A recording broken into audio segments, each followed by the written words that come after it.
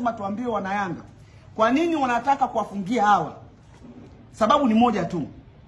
Wameona viongozi wa Yanga ni viongozi vijana.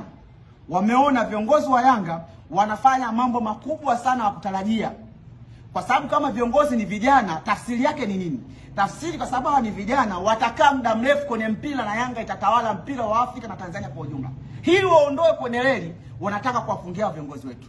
Na upande wa pili mnafahamu kwa kuna viongozi wazee. Na ukishafika uzee sio uzee sio sifa sana, lakini ukishakuwa mzee kuna maarifa fulani unapungukiwa. Ndio maana wana struggle ndani ya miaka 4 wakipati kombe chochote. Wanataka kufungia viongozi vijana. Sasa hii tupaze sauti. Lakini jambo la pili, mkuu wa mkoa, na hii mnajidanganya. Kakaangu Paulo Chacha, mkuu wa mkoa wa Tabora, umesema timu unayogopa ni moja tu, hiyo ambayo itaja wewe.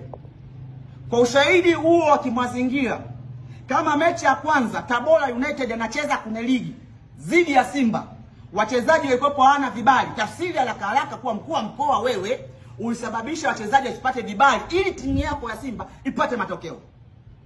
Kama unasema unaogopa timu moja, maana yake ndo tafsiri yake ni hiyo.